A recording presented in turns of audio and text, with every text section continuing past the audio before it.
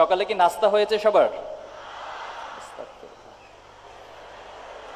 আমি তো দুপুরের খাবার জিজ্ঞেস করি নাই, সকালের নাস্তা জিজ্ঞেস করেছি।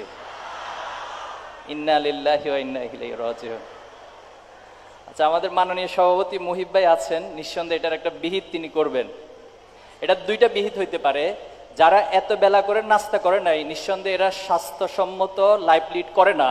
এজন্য যাওয়ার সময় প্রত্যেকের কাছ থেকে জরিমানা আদায় করবেন, আর সাথে একটা প্যাকেট দিবেন যাতে করে ওনারা স্বাস্থ্যটা রক্ষার জন্য খাওয়া দাওয়াটা করে নিতে পারে। ইনশাল্লাহ আশা করি ভাই ব্যবস্থা নেবেন।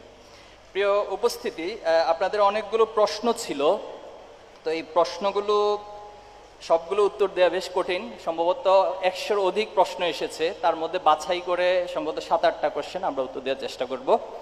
তা আমি শুরুতেই আপনাদেরকে অভিনন্দন জানাচ্ছি। সুন্দর সবুজ এই ক্যাম্পাসে আপনাদের যে নতুন পদচারণা, এই পদচারণা মুখরিত হোক জাহাঙ্গীরনগর বিশ্ববিদ্যালয়।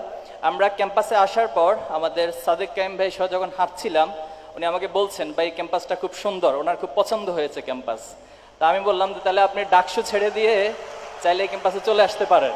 তো ভাই সম্মত হয়েছেন, ইনশাল্লাহ ডাকসুকে গড়ে ইনশাল্লাহ ডাকসুতেও তিনি আসবেন এবং জাহাঙ্গীরনগর বিশ্ববিদ্যালয়ে ওনার পদচারণা মুখরিত হবে ইনশাল্লাহ। প্রিয় শিক্ষার্থী ভাই এবং বোনেরা, আপনাদের প্রশ্নগুলো উত্তর দেওয়ার চেষ্টা করবো যদি আল্লাহ তাআলা তৌফিক দান করেন, আমিন। একজন প্রশ্ন করেছেন, শিবির শিক্ষার্থীদের পড়াশোনা এবং ভবিষ্যৎ কর্মজীবনে কিভাবে অবদান রাখে। দেখুন, ইসলামী ছাত্র শিবির প্রতিষ্ঠিত হয়েছে একজন শিক্ষার্থীকে তার একাডেমিক জায়গা থেকে সাউন্ড করে গড়ে তোলা, তার নৈতিক জায়গা থেকে তাকে সাউন্ড করে গড়ে তোলা, পাশাপাশি দেশ এবং জাতির জন্য তিনি যে ভূমিকা রাখবেন, তার সেই ক্যারিয়ার গড়ার জন্য যে দক্ষতা প্রয়োজন, যোগ্যতা প্রয়োজন, এই সব কিছুর একটা হলিস্টিক প্রোগ্রামের নাম হচ্ছে ইসলামী ছাত্র শিবির। আলহামদুলিল্লাহ, ইসলামী ছাত্র শিবির আমাদের প্রতিষ্ঠা লগ্ন থেকে আমরা এই কাজগুলো করে আসছি। আমরা বিশ্বাস করি যে বাংলাদেশের এই জমিনে ন্যায় প্রতিষ্ঠিত হবে, ইনসাফ প্রতিষ্ঠিত হবে এবং এই সমাজের প্রত্যেক মানুষ তার অধিকার ভোগ করবে, অধিকারগুলো সঠিকভাবে তিনি অর্জন করতে পারবেন, ভোগ করতে পারবেন। কিন্তু সমস্যাটা যেখানে, সেটা হলো এই ন্যায় এবং ইনসাফ আপনা আপনি প্রতিষ্ঠিত হয় না। এই ন্যায় এবং ইনসাফ প্রতিষ্ঠার জন্য যুগে যুগে নবী আলাইহিস সালামরা এসেছেন।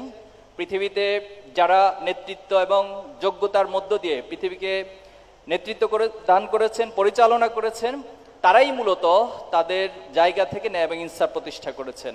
আমরা মনে করি এই সমাজের ছাত্ররা যদি সত্যিকার অর্থে শুধুমাত্র একাডেমিক দিক থেকে সফল নয়, বরং একাডেমিক সফলতার পাশাপাশি তারা যদি নৈতিকতা, দক্ষতা এবং পৃথিবীকে কম্পিট করার মতো, পৃথিবীকে চ্যালেঞ্জ করার মতো, পৃথিবীর যে অপমতবাদগুলো রয়েছে, মানবীয় মতাদর্শগুলো রয়েছে, যারা পৃথিবীতে শান্তির কথা বলে সকল অশান্তি সৃষ্টির মূলে কীড়ানক হিসেবে কাজ করে, তাদেরকে চ্যালেঞ্জ করে এই পৃথিবীতে শান্তি প্রতিষ্ঠার জন্য কিছু মানুষ প্রয়োজন।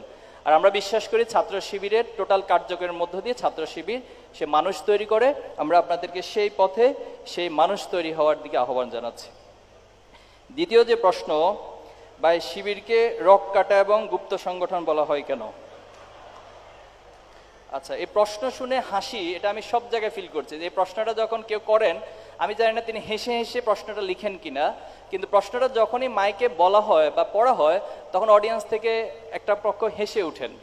তাই এটার কারণ নিঃসন্দেহে আপনারা ভালো জানবেন। আমার কাছে যেটা মনে হয়,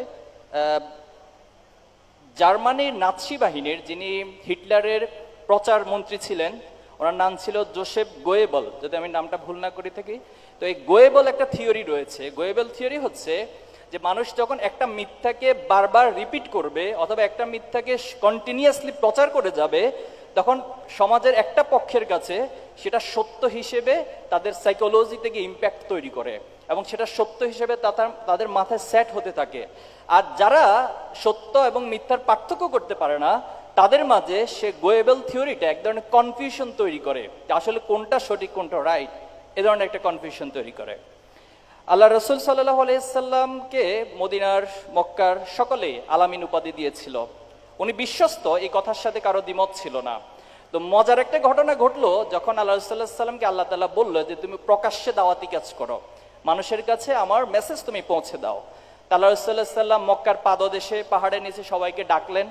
ডাকার পর তিনি সবার কাছে তাদের অ্যাটেনশনকে আগে ওনার দিকে নিয়ে আসলেন, বললেন আচ্ছা আমি যদি বলি পাহাড়ের পিছনে এই মুহূর্তে শত্রুপক্ষ অপেক্ষা করছে, তোমরা পাহাড়ের এ পাশ থেকে কেউ শত্রুপক্ষকে দেখছো না, তোমরা এখানে যারা উপস্থিত আছো কারা কারা বিশ্বাস করবা যে পিছনে যারা আছে তারা তোমাদের সাথে যুদ্ধ করবে এবং তোমরা না দেখে আমার কথার উপরে ভিত্তি করে তাদের সাথে যুদ্ধ করার জন্য প্রস্তুতি গ্রহণ করবে?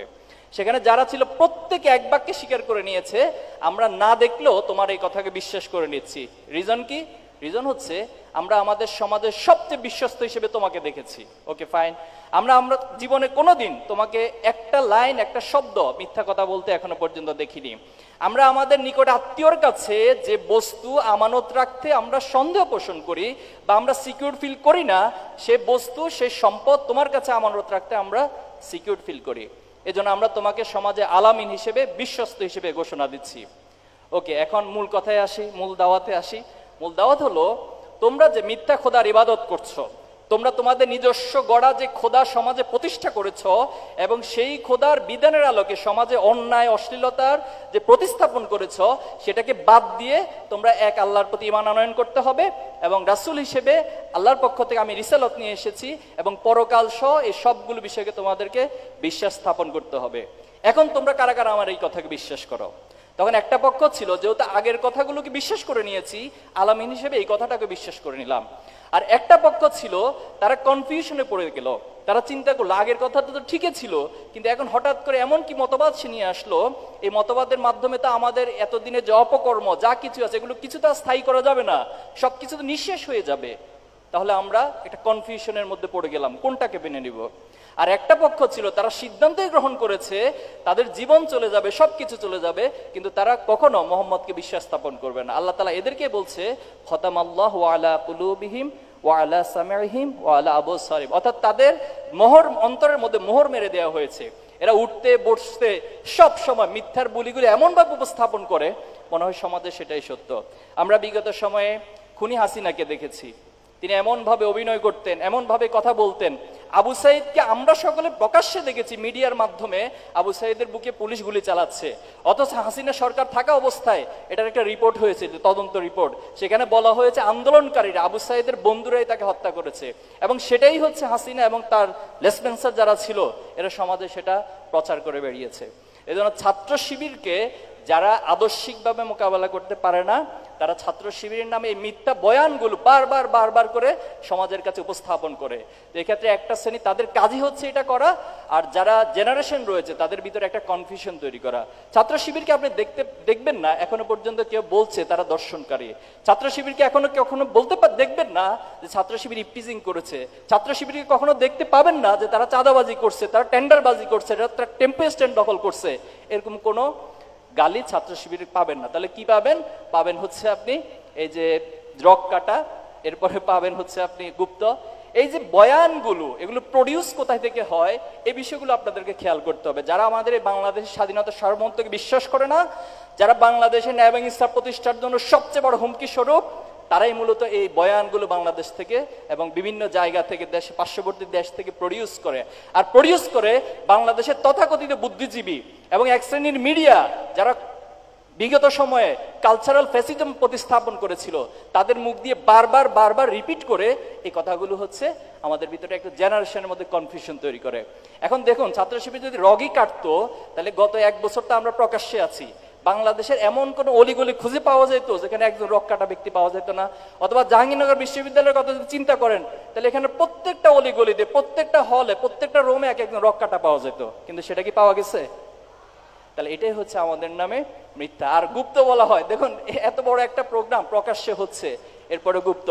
ছাত্র শিবির গত জুলাই এবং 5ই আগস্টের মানে 5ই আগস্টের শুধু পরে না, আপনি ছাত্র শিবির ওয়েবসাইটকে ভিজিট করুন, আমাদের ফেসবুক সোশ্যাল মিডিয়া যে প্ল্যাটফর্মগুলো রয়েছে সেটা দেখুন, আমাদের নিজস্ব প্ল্যাটফর্মগুলো আপনারা চেক করুন, সেখানে দেখতে পাবেন যে ছাত্র শিবির 77 সাল থেকে আজকের দিন পর্যন্ত যত জুলুম নির্যাতন যত কিছু গিয়েছে, এক সেকেন্ড একটা মুহূর্তের জন্য ছাত্র শিবিরের কাজ কখনো বন্ধ ছিল না। তাহলে 5ই আগস্টের পরে এই গুপ্ত বয়ান কেন আসলো? কারণ ছাত্র শিবির আদর্শিক যে প্রসারতা, আদর্শিক যে শক্তি, এটা পৃথিবীর কোনো মতবাদ দিয়ে, পৃথিবী অমুক ভাইয়ের মতবাদ, অমুক তত্ত্ব, অমুকের সৈনিকের মতবাদ দিয়ে, আদর্শ দিয়ে মোকাবেলা করা যায় না।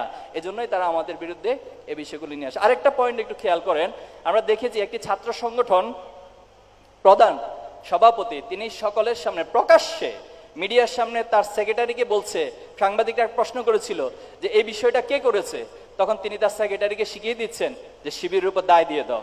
দেখেছেন আপনারা? আপনারা কি এরপরে কোনোদিন কোনো মিডিয়াতে দেখেছেন যে সেই সভাপতিকে রিপিট করে কোশ্চেন করছে যে কেন দায় দিয়ে দাও এটা করছেন, অথবা তাদের কোনো নেতাকর্মীকে কোনো সাংবাদিক বারবার রিপিট করে এই কোশ্চেন করছে যে কেন দায় দিয়ে দাও এটা বলেছেন? অথচ ছাত্র শিবিরের কেন্দ্রীয় সভাপতি যদি এটা বলতো, এখন না, আজ থেকে 100 বছর পর যার জন্ম হইতো তাকেও প্রত্যেকটা জায়গায়, প্রত্যেকটা মিটিংয়ে, প্রত্যেকটা সাক্ষাৎকারে, প্রত্যেকটা টকশোতে জিজ্ঞেস করতো যে আপনার কেন্দ্রীয় সভাপতি তো বলছে দায় দিয়ে দেওয়া, কেন আপনারা এই দায় দেওয়ার রাজনীতি শুরু করেছেন? তাহলে এটা হচ্ছে বাংলাদেশ, এটা হলো আমাদের বাংলাদেশের জন্য দুর্ভাগ্য, এবং এটাই হলো তথাকথিত বস্তা পচা এবং নোংরা রাজনীতির একটা উচ্ছিষ্ট। আমরা বিশ্বাস করি সাধারণ শিক্ষার্থীরা অনেক বেশি সচেতন, এবং আপনারা আপনাদের সচেতনতার মধ্য দিয়ে বাংলাদেশকে অবজার্ভ করবেন, প্রতিটি মানুষকে অবজার্ভ করবেন, সত্যকে খুঁজে নেবেন। বিশ্ববিদ্যালয় শিক্ষার্থী মানে যা দেখে তা বিশ্বাস করে না, তারা বুঝে শুনে তারা সেটাকে স্টাডি করে, রিসার্চ করে, এরপরে সেটার উপর বিশ্বাস স্থাপন করবে এবং সত্যকে তারা খুঁজে নেবে ইনশাআল্লাহ। বর্তমান শিক্ষা কারিকুলাম ব্যাকডেটেড হয়ে গেছে, শিক্ষার পরিবর্তন নিয়ে আপনাদের পরিকল্পনা কি? এটা এখানে আমাদের সম্মানিত উপাচার্যবৃন্দ রয়েছেন এবং শিক্ষক মণ্ডলী রয়েছেন। আমরা আশা করব এই শিক্ষার দায়িত্ব যতটুকু ছাত্র শিবিরের তার চেয়ে বেশি ওনাদের এটা নৈতিক দায়িত্ব এবং অফিসিয়াল দায়িত্ব। আমরা আশা করব এই বিষয়গুলি ওনারা কাজ করবেন। ছাত্র শিবির আমাদের 5টি মৌলিক প্রিন্সিপাল বা মৌলিক কাজের মধ্যে একটা কাজ হচ্ছে শিক্ষা ব্যবস্থার পরিবর্তনের দাবিতে সংগ্রাম। আমরা এই শিক্ষা ব্যবস্থাকে একটা নৈতিক শিক্ষায় রূপদান করতে চাই। আমাদের খুবই দুর্ভাগ্য, আপনি বাংলাদেশের সংবিধানের যে মৌলিক নীতিমালা রয়েছে সেই মৌলিক নীতিমালার মধ্যে পাবেন, সেখানে বলা হচ্ছে যে গণতন্ত্র, সমাজতন্ত্র, সেখানে বলা হচ্ছে ধর্মনিরপেক্ষ মতবাদ, আবার বলা হচ্ছে জাতীয়তাবাদ। এই 4টা মৌলিক প্রিন্সিপাল একটার সাথে কন্ট্রাডিক্ট করে, ঐতিহ্যগতভাবে, ঐতিহাসিকভাবে কন্ট্রাডিক্ট করে, আদর্শিকভাবে কন্ট্রাডিক্ট করে, সব দিক থেকে কন্ট্রাডিক্ট করে। তাহলে কত দুর্ভাগ্য আমাদের যে আমাদের সংবিধানের মতো একটা জায়গায় মৌলিক নীতিমালা হিসেবে কন্ট্রাডিক্টরি 4টি বিষয়কে একসাথে করে বসিয়ে দেওয়া হয়েছে। তাহলে এখন আমাকে বলুন যে এই জাতির আসলে আদর্শ কি? এই জাতির তো একটা আদর্শ থাকতে হয়। প্রত্যেকটা জাতির তার হিস্ট্রিক্যাল ব্যাকগ্রাউন্ড, তার এখানকার কৃষ্টি কালচার, এখানকার মানুষের চিন্তা চেতনা চাহিদার আলোকে তার একটা আদর্শ গড়ে তুলতে হয়, যে আদর্শকে টার্গেট করে সেখানকার জেনারেশন তৈরি হবে, সেখানকার মানুষ তৈরি হবে, সেখানকার শিক্ষার্থী তৈরি হবে। কিন্তু দুর্ভাগ্য হচ্ছে আমাদের স্যাররা বলতে পারবেন কিনা আমি জানি না, এক কথায় যে স্যার বাংলাদেশের জাতীয় আদর্শ কি? আওয়ামী লীগ যখন আসে তারা বলে একটা জাতীয় আদর্শ, বিএনপি যখন ক্ষমতা আসে তারা আরেকটা জাতীয় আদর্শ স্থাপন করে, এরপর অন্যান্য অপরাপর যত দল আছে যে যখন আসে জাতীয় আদর্শ নিয়ে টানা হিসরা করে এই জাতীয় আদর্শের অবস্থা ভয়াবহ করে ফেলছে। এখন কিসের ভিত্তিতে আপনি এখানে শিক্ষা ব্যবস্থার একটা মৌলিক, একটা আলটিমেট গোল স্থাপন করবেন? এজন্য এই প্রবলেমেটিক জায়গাগুলো আগে সমাধান করতে হবে। আমি বিশ্বাস করি আমাদের সামনে যারা আছেন ইনশাআল্লাহ আপনাদের হাত ধরে বাংলাদেশের সবগুলো পরিবর্তন ধাপে ধাপে সংগঠিত হবে। ছাত্র শিবিরের জায়গা থেকে আমরা বলেছি যে আমরা নৈতিক শিক্ষাকে গুরুত্ব দিতে চাই।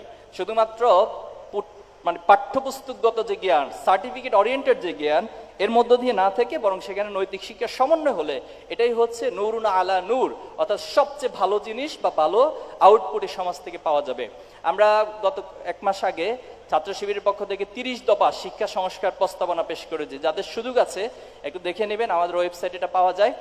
আমরা আশা করব বর্তমান সরকারের কাছে আমরা এই 30টি দফা উত্থাপন করেছি, সেখানে টোটাল বাংলাদেশের সকল বিষয়গুলো মাথায় রেখে শিক্ষা, গবেষণা, কারিগরি শিক্ষা, এরপর প্রত্যেকটা সেক্টরকে গুরুত্ব দিয়ে যেন একটা আদর্শিক জায়গায় সবাই পৌঁছতে পারে, এই বিষয়গুলো আমরা সেখানে উত্থাপন করেছি। ফিতনার এই দুনিয়ায় পড়াশোনার সাথে কিভাবে দিন মেনে চলে পারবো? যে আপনাকে ধন্যবাদ জানাচ্ছি, খুবই কনসার্নিং একটা বিষয় বলেছেন যে ফিতনার এই যুগে আপনি কিভাবে নিজেকে দিনের পথে টিকিয়ে রাখবেন। দেখুন, দিনের পথে টিকিয়ে রাখার জন্য প্রথমত হচ্ছে আপনার ইমানের জায়গাকে শক্তিশালী করতে হবে। আপনি ইমানের যে দাবি রয়েছে, আল্লাহর পক্ষ থেকে যে বিধানগুলো রয়েছে, আদেশ নিষেধগুলো রয়েছে, সেগুলোকে আপনি পালন করবেন। এরপর হচ্ছে আপনি একটা পরিবেশ তৈরি করবেন, যে পরিবেশের মধ্য দিয়ে আপনার দিন থেকে বের হয়ে যাওয়ার সম্ভাবনা থাকলেও সে পরিবেশ আপনাকে সাপোর্ট দিবে না, তোমাকে এখান থেকে বের হওয়া যাবে না। আমরা জানি যে শয়তান আমাদের চ্যালেঞ্জিং শত্রু। শয়তান আল্লাহ তাআলার সাথে চ্যালেঞ্জ করেছে যে মানব জাতিকে আমি সামনে, পিছনে, ডানে, বামনে সব দিক থেকে হামলা করব, কিন্তু কোনোভাবেই তাকে আপনার দিনের উপর টিকে থাকতে দিব না। কিন্তু আল্লাহর যারা খাঁটি গোলাম, তারা নিজেদেরকে এমন একটা লাইফ লিড করে, এমন একটা পরিবেশ তৈরি করে যার মধ্য দিয়ে তার এই দিনে টিকে থাকাটা তার জন্য সহজ হয়। এজন্য একটা সঙ্গবদ্ধতার মধ্য দিয়ে যদি থাকা যায়, আপনি দেখবেন আপনি যখন একা একাই থাকবেন তখন আপনার ভিতরে অনেক খারাপ চিন্তা আসতে পারে, কিন্তু আপনি যখন একসাথে থাকবেন, সেই একসাথে থাকার মানুষগুলো যদি ভালো মানুষ হয়, তারা যদি ভালো চিন্তার অধিকারী হয়, তাহলে আপনার মাথায় কখনো খারাপ মানে ভালো ব্যতীত কোনো খারাপ চিন্তা আসবে না। তো আমরা এই জায়গাটাকে আপনাকে বোঝার জন্য ভালো পুনর্ধাবন করার চেষ্টা করব। পাশাপাশি আল্লাহর সাহায্য চাইতে হবে। আল্লাহ তাআলার সাহায্যের মধ্য দিয়ে আল্লাহ অনেক কিছু সহজ করে দেন। আমরা দেখেছি যে ইউসুফ আলাইহিস সালামকে জুলেখা অপকর্ম অথবা অশ্লীল কাজের দিকে নিয়ে যাওয়ার জন্য এমন একটা পরিবেশ তৈরি করেছিল, সেখান থেকে স্বাভাবিক প্রক্রিয়া বের হয়ে আসাটা কোনোভাবে সম্ভব ছিল না।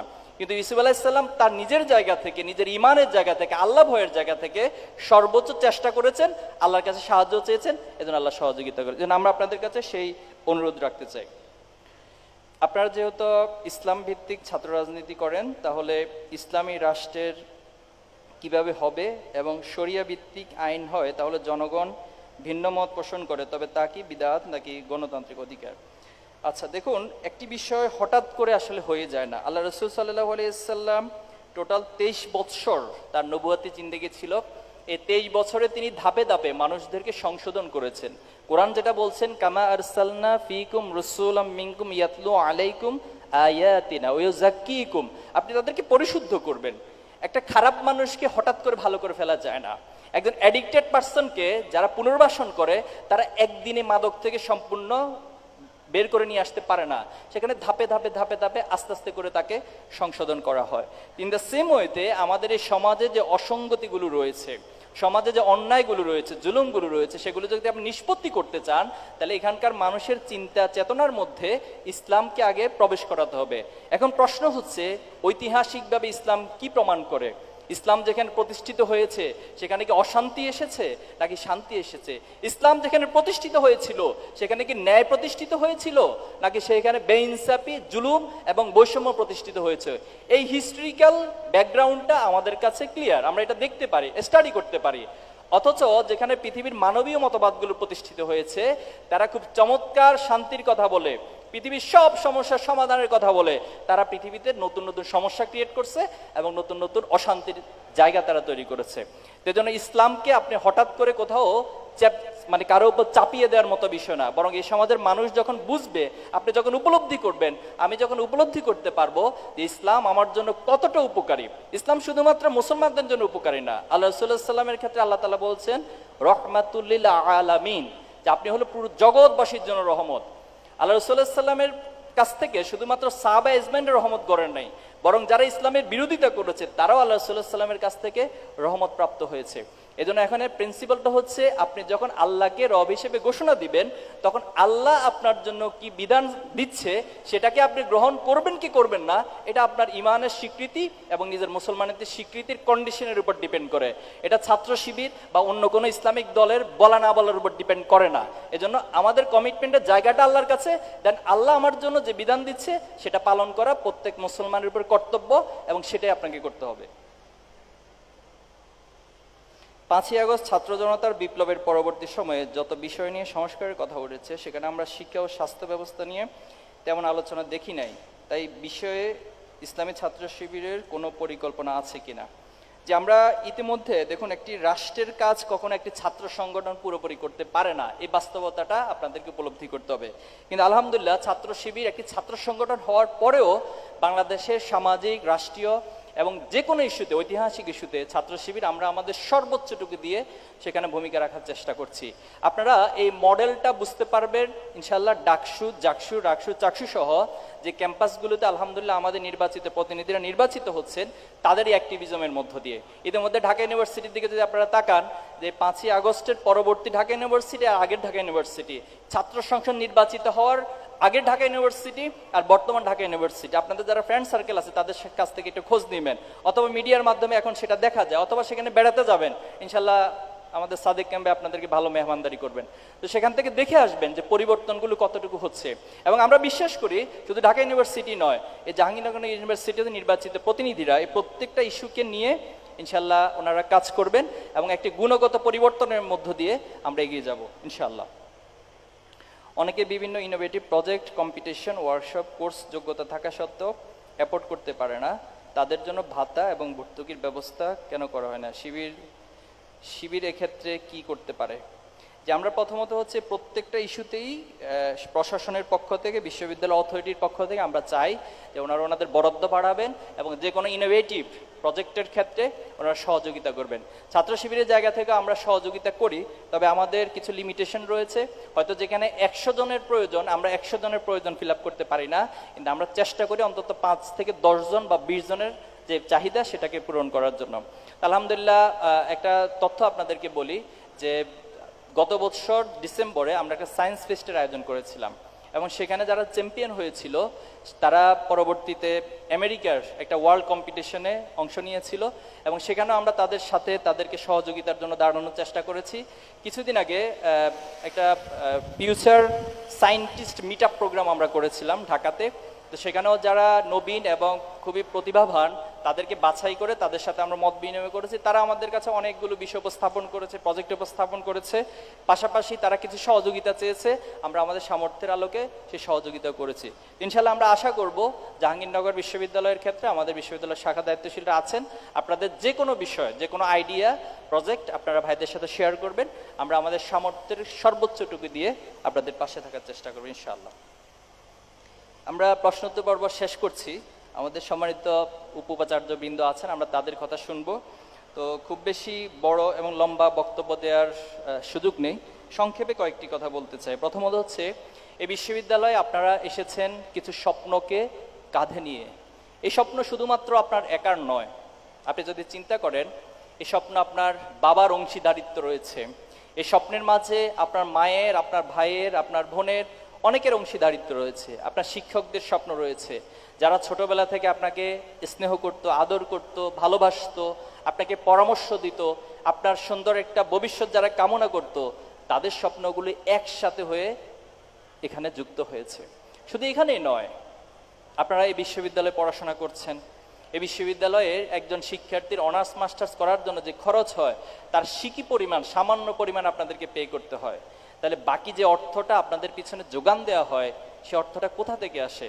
আপনারা তাদের স্বপ্নগুলোকে নিয়েও এই বিশ্ববিদ্যালয়ে এসেছেন। আমার আগে বক্তারা বলেছেন যে এখানে আপনি চাইলে সবচেয়ে ভালো হয়েও বের হতে পারবেন, আবার চাইলে সবচেয়ে খারাপ হয়েও বের হতে পারবেন। পৃথিবীতে যত বাগান আছে, যে ফুল গাছগুলো রয়েছে, সেখানে প্রত্যেকটা কলি ফুটে, কিন্তু প্রত্যেকটা কলি ফুল হয়ে ফুটতে পারে না। কিছু কিছু কলি থাকে যারা ফুলে ওঠার আগে ঝরে যায়। তো আমরা বিশ্বাস করি যে আপনারা এখানে যারা আছেন, আপনারা আপনাদের এই স্বপ্নগুলোকে ধারণ করে এবং স্বপ্নের প্রত্যেকটা পার্টকে, প্রত্যেকটা কর্নারকে ফিল করে আপনারা সেটা বাস্তবায়নের জন্য অবিরাম কাজ করে যাবেন। বিশ্ববিদ্যালয় শুধুমাত্র একটা সার্টিফিকেটের নাম নয়, শুধুমাত্র একটা ভালো সিজিপিএ এর নাম নয়, বরং তার চেয়ে অনেক অনেক বেশি কিছু। আজকে যদি জ্ঞানের উদ্দেশ্যকে আপনি প্রশ্ন করেন, অনেক লম্বা একাডেমিক ডিসকাশন করা যাবে যে জ্ঞানের উদ্দেশ্য কি।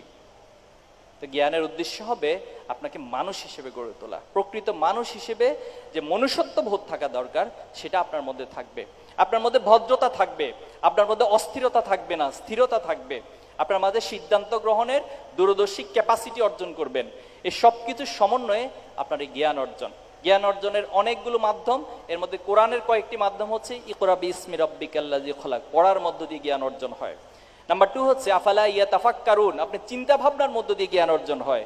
এই পৃথিবীতে আপনি যখন চলবেন, ফিরবেন, ক্যাম্পাসে ঘোরাফেরা করবেন, আপনি অনেক কিছুকে দেখবেন, বৃক্ষরাজিকে দেখবেন, আসমান দেখবেন, জমিন দেখবেন, সূর্য দেখবেন, তারকা দেখবেন, গাছপালা দেখবেন, পাখি দেখবেন, অনেক কিছু দেখবেন।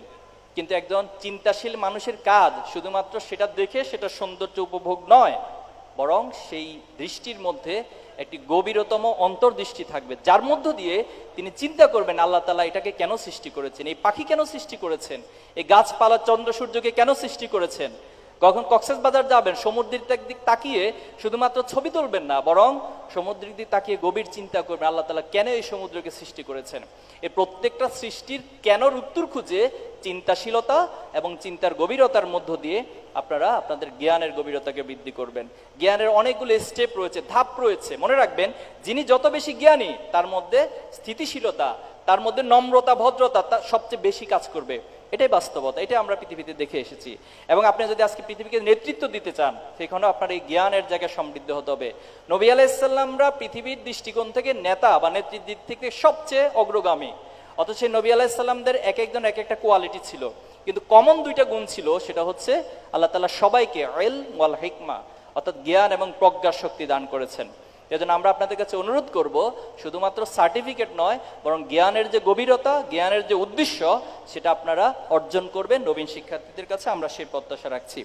বাংলাদেশের ছাত্র রাজনীতি নিয়ে বলতে চাই যে ছাত্র রাজনীতির একটা গ্লোরিয়াস হিস্ট্রি রয়েছে।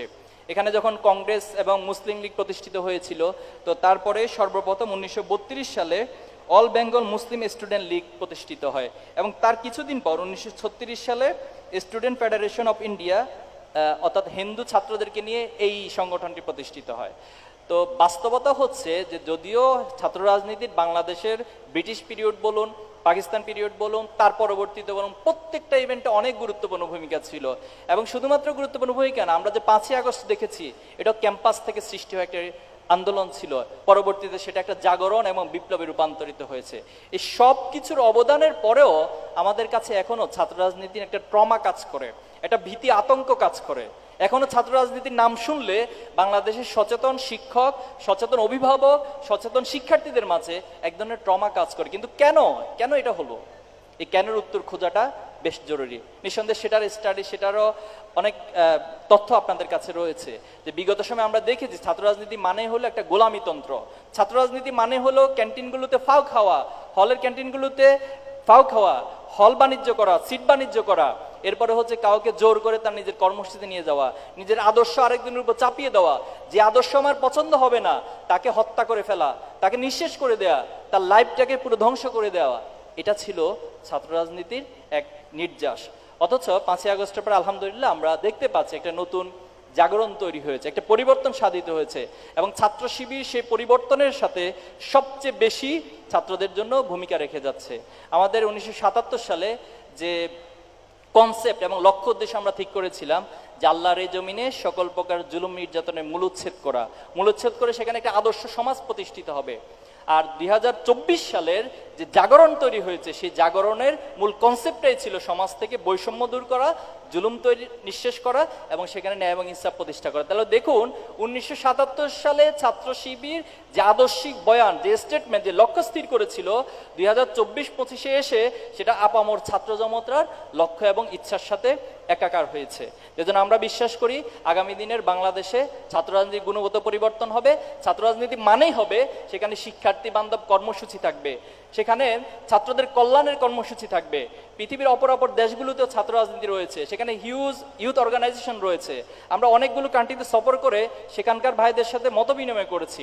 আমরা সেখানে এ ধরনের কনফ্লিক্টের কোনো রাজনীতি দেখি নাই, যে আমি আমার আদর্শ প্রচার করতে পারছি না এজন্য কাউকে আদর্শ প্রচারই করতে দিব না, আমি আমার কাজ করে সবার কাছে গ্রহণযোগ্যতা পাচ্ছি না এজন্য আরেকজন যাতে গ্রহণযোগ্যতা অর্জন করতে না পারে সারাদিন তার পিছনে প্রোপাগান্ডা চালাবো। এ ধরনের রাজনীতি পৃথিবীর কোথাও নাই। সেখানে রয়েছে পলিসি ডিবেট হয়, যে যখন শিক্ষার্থীরা ভ্যাকেশন থাকে সেই ভ্যাকেশনগুলোতে তাদেরকে তাদের সফট স্কিল সহ যে মোরাল ডেভেলপমেন্ট রয়েছে সেটার জন্য বিভিন্ন ধরনের ট্রেনিং ডেভেলপমেন্ট প্রোগ্রামের আয়োজন করা হয়। তা আমরাও চাই যে বাংলাদেশে এই ছাত্র রাজনীতি গুণগত পরিবর্তন হবে এবং আগামী দিনে এই ছাত্র রাজনীতিকে কলুষিত করার জন্য যদি কেউ চেষ্টা করে, ইনশাআল্লাহ আমরা সকলে মিলে তাদেরকে কি করব, আমরা তাদেরকে প্রতিরোধ করব ইনশাআল্লাহ। এবং বাংলাদেশের সত্যিকার অর্থেই একটি সুন্দর, একটি ভালোবাসাপূর্ণ, একটি উদারতাপূর্ণ পরিবেশ আমরা তৈরি করব।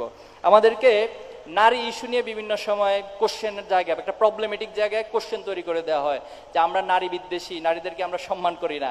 এখন কথা হলো এই কথাগুলো কারা বলে? এই কথাগুলো তারাই বলে যারা এই জাহাঙ্গীরনগর বিশ্ববিদ্যালয়ে দর্শনে সেন্সিটিভ করার পর সেটাকে আবার সেলিব্রেট, নির্লজ্জের মতো, বেহায়ার মতো সাংবাদিক সম্মেলন করে উপস্থাপন করে সেটাকে সেলিব্রেট করেছে। তারাই আমাদেরকে এ ধরনের কথা বলে। আপনি দেখুন ইসলাম আসার আগে নারীদের অবস্থানটা জাহিলিয়াত যুগে কেমন ছিল। তাদেরকে একটা পণ্যের সাথে তুলনা করা হতো, তাদেরকে জীবন্ত কবর দেওয়া হতো। একটা পিতামাতার যদি কন্যা সন্তান জন্ম নিত, এর চেয়ে নির্লজ্জজনক কাজ ওই পিতামাতার জন্য কিছুই ছিল না। অথচ ইসলাম আসার পর নারীদেরকে সবচেয়ে সম্মানের জায়গা দিয়েছে, নারীদের মতামতকে গুরুত্ব দেওয়া হয়েছে, নারীদেরকে মতকে আল্লাহ রাসূলুল্লাহ সাল্লাল্লাহু আলাইহি ওয়াসাল্লাম সবচেয়ে অগ্রাধিকার দিয়েছে। আল্লাহ রাসূল সাল্লাল্লাহু আলাইহি ওয়াসাল্লামের কাছে গিয়ে একবার একজন প্রশ্ন করেছেন যে পৃথিবীতে যারা আছে এদের মধ্যে সবচেয়ে সম্মানের ব্যক্তি কে? আল্লাহ রাসূলুল্লাহ সাল্লাম 3 বার বলেছেন যে তোমার মা, তোমার মা এবং তোমার মা, এরপরে কে? এরপরে তোমার বাবা। তাহলে আল্লাহ তাআলার জায়গা থেকে, আল্লাহ রসুলের জায়গা থেকে, ইসলামের কনসেপ্টের জায়গা থেকে নারীদেরকে কত বেশি গুরুত্ব দেওয়া হয়েছে। আমাদেরকে অন্যান্য ধর্মের প্রতি এক ধরনের বিদ্বেষ জায়গা, একটা কনফ্লিক্টিক জায়গা আমাদেরকে বসিয়ে দেওয়া হয়। অথচ বাংলাদেশের সম্প্রীতির দিক থেকে আমাদের যে হিন্দু বন্ধুরা রয়েছে, ভাইরা রয়েছে, বোনেরা রয়েছে, তাদের সাথে আমরা সর্বোচ্চটুকু ধর্মীয় সম্মানবোধ রেখেই আমরা তাদের সাথে সম্পর্কগুলোকে আমরা পরিচালনা করে থাকি। আমি আমার ছোটবেলা থেকে যত হিন্দু বন্ধু ছিল, আমার ক্লাসমেট ছিল, এখনো পর্যন্ত যদি আপনি তাদের কাছ থেকে খোঁজ নেন যে আমাদেরকে তারা কেমন পেয়েছিল, আপনাদের যারা বন্ধুরা রয়েছে আপনারা তাদের কাছ থেকে খোঁজ নিতে পারেন যে তারা কেমন পেয়েছিল। আল্লাহ রাসূল সাল্লাল্লাহু আলাইহি সাল্লামকে একবার তিনি যখন মক্কা বিজয় করছেন, তখন এক বৃদ্ধ মহিলা, বলা হলো যে মোহাম্মদ আজকে যাকে পাবে, যে ইসলাম গ্রহণ করবে না তাকে হত্যা করবে। এই আতঙ্কের কারণে একজন বৃদ্ধ মহিলা তার সব কিছু নিয়ে মক্কা ছেড়ে পালিয়ে চলে যাচ্ছে। তো প্রতিমধ্যে আল্লাহ রাসূল সাল্লাল্লাহু আলাইহি সাল্লামের সাথে সেই বৃদ্ধ মহিলার দেখা। রাসূলুল্লাহ সাল্লাম যখন জানতে পারলেন আল্লাহ রাসূলের ভয়ে সেই মহিলা পালিয়ে চলে যাচ্ছে, যে আল্লাহ রাসূলুল্লাহ সাল্লাম নাকি তাকে জোর করে ইসলাম গ্রহণ করাবে, রাসূলুল্লাহ সাল্লাম বললেন যে আপনি তো অনেক দূরে যাচ্ছেন, আমি আপনাকে সহযোগিতা করি, আপনার এই ব্যাগপত্র আমাকে দিন, আমি আপনাকে পৌঁছে দিই। তো বললো ঠিক আছে, এটা তো আমার জন্য অনেক উপকার হয়, তুমি আমাকে সহযোগিতা করো, আমাকে পৌঁছে দাও। আল্লাহ রাসূলুল্লাহ সাল্লাম সে বৃদ্ধ মহিলাকে তার গন্তব্যে অনেক দূরে পৌঁছে দিলেন। পৌঁছে দিয়ে যখন তিনি ফিরে আসছেন, তখন বৃদ্ধ মহিলা আল্লাহ রাসূল সাল্লাল্লাহু আলাইহি ওয়াসাল্লামকে জিজ্ঞেস করলেন যে তুমি তো আমার অনেক উপকার করেছো, তোমার পরিচয়টা আমাকে বলো। তাহলে আল্লাহ রাসূল সাল্লাল্লাহু আলাইহি ওয়াসাল্লাম বলেছেন যে আমার নাম মুহাম্মদ। বৃদ্ধ মহিলা তো একটু আশ্চর্য হলো যে কোন মুহাম্মদের কথা বলছো? বলছেন আপনি যে মুহাম্মদের ভয়ে পালিয়ে চলে আসছেন, আমি ঠিক সেই মুহাম্মদ। সুবহানাল্লাহ। তাহলে দেখুন, এটাই হচ্ছে আমাদের সাথে বাস্তবতা আর প্রোপাগান্ডার পার্থক্য। আল্লাহ রাসূলুল্লাহ সাল্লাম একবার মসজিদে বসা ছিলেন, এই মুহূর্তে একজন বেদুইন, একজন বিধর্মী এসে সে প্রস্রাব করে দিল। তখন সকল সাহাবীরা তাকে মারার জন্য উদ্যত হলো, কিন্তু আল্লাহ রাসূলুল্লাহ সাল্লাম তাদেরকে বললেন যে সে তো বুঝে না, না বুঝার কারণে সেই কাজগুলো করেছে, তোমরা তাকে ছেড়ে দাও। এই যে আমাদের বিষয়ে নানান প্রোপাগান্ডা চালানো হয়, অথচ বাস্তবতা হলো ইসলামের বাস্তবতা, ইসলাম অমুসলিমদেরকে অথবা অন্য ধর্মাবলম্বীদেরকে সবচেয়ে বেশি সম্মান করে এবং তাদের ধর্মীয় অধিকার রক্ষার ক্ষেত্রে ইসলাম যুগে যুগে সবচেয়ে বেশি ভূমিকা পালন করেছে। একবার সালাউদ্দিন আইয়ুবী তিনি যখন একটা রাজ্য জয় করলেন, সে রাজ্য জয় করার পর একজন অমুসলিম মহিলা তিনি তার সন্তানকে খুঁজে পাচ্ছেন না। সালাউদ্দিন আইয়ুবী তিনি নিজে গিয়ে সেই সন্তানকে, তার শিশুকে খুঁজে বের করলেন এবং তার মহিলার কাছে পৌঁছে দিলেন। এটাই ছিল ইসলামের যুগে যুগে ইতিহাস, নারীদের প্রতি, অমুসলিমদের প্রতি সম্মানের জায়গা। আমরা আশা করব আমরা যে আদর্শের চর্চা করছি, আল্লাহ তাআলার পক্ষ থেকে যে আদর্শের মধ্য দিয়ে আমরা এই সমাজে সত্যিকার অর্থে ন্যায় প্রতিষ্ঠা করতে চাই, আমি বিশ্বাস করি আপনারা সেটার সাথে একমত হবেন এবং বাংলাদেশকে পরিবর্তনের জন্য আপনারা ভূমিকা রাখবেন।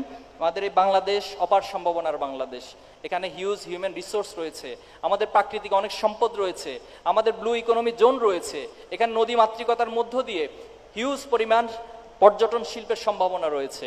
আমি আশা করব আপনারা শুধুমাত্র জাহাঙ্গীরনগর বিশ্ববিদ্যালয় নিয়ে ভাববেন না, আপনারা এই বাংলাদেশের প্রতিটি সম্পদ, প্রতিটি সম্ভাবনাকে নিয়ে ভাববেন এবং সেটাকে কিভাবে আগামী দিনে কাজে লাগানো যায় সে চিন্তা আপনারা করবেন।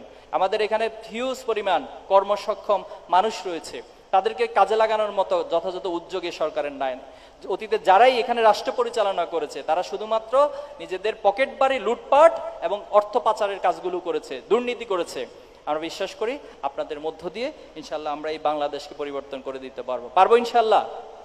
আমরা 24 সালে পারছি না, যেটাকে বলা হয়েছে যে না কেউ কোনোদিন পারবে না, কিন্তু আলহামদুলিল্লাহ 24 সালে এই জেনারেশন সহ আমরা সকলে মিলে সেটা পেরেছি। এখানে আমাদের সহকর্মী ভাইরা রয়েছেন, আবু সাদিক কায়েম ভাই রয়েছেন। জুলাই আন্দোলনে যখন আমরা পলিসি মেকিং করতাম তখন বলতাম যে আমরা মনে হয় পারবো না, তখন আমাদের সাদিক কায়েম ভাইয়েরা আমাদেরকে বলতেন যে ভাই ইনশাল্লাহ পারবো, আমরা আল্লাহর কাছে দোয়া করি, চেষ্টা করি, ইনশাল্লাহ আমরা পেরে যাব। আলহামদুলিল্লাহ আমরা পেরেছি। আরো বিশ্বাস করি বাংলাদেশের যে সম্ভাবনা রয়েছে, যদি আমরা এই যুব সমাজ সিদ্ধান্ত নিই, নিজেদেরকে গড়ে তুলি, নিজেদেরকে পৃথিবীতে লিড দেওয়ার মতো ফ্যাক্টর হিসেবে তৈরি করতে পারি, তাহলে আমরা পারবো ইনশাআল্লাহ। আল্লাহ আমাদের সবাইকে তৌফিক দান করুক। আপনাদের সাথে আবার দেখা হলে আবার কথা হবে ইনশাল্লাহ। সবাইকে অনেক অনেক ধন্যবাদ, সবার জন্য অনেক অনেক শুভকামনা। আপনারা আজকে যেভাবে করে নবীন হিসেবে সেলিব্রেশন পাচ্ছেন, আমি বিশ্বাস করি যেদিন এই বিশ্ববিদ্যালয় থেকে বের হবেন সেদিনও আপনারা সেলিব্রেশনের মধ্য দিয়ে পৃথিবীবাসীর কাছে সফল ব্যক্তিত্ব হিসেবে বের হবেন। পাশাপাশি শুধুমাত্র দুনিয়ার সীমান্তে নয়, বরং দুনিয়ার সীমান্ত পাড়িয়ে আপনারা যখন আখিরাতে যাবেন সেখানেও আপনারা সফল হিসেবে নিজেদেরকে আল্লাহর কাছে উপস্থাপন করবেন। এই দোয়া করে শেষ করছি, আল্লাহ তাআলা আমাদেরকে যেটা শিখিয়ে দিয়েছেন, রব্বানা আতিনা ফিদ দুনিয়া হাসানাতাও ওয়া ফিল আখিরাতি হাসানাতাও ওয়া কিনা আযাবান্নার। আমিন। আসসালামু আলাইকুম ওয়া রাহমাতুল্লাহ।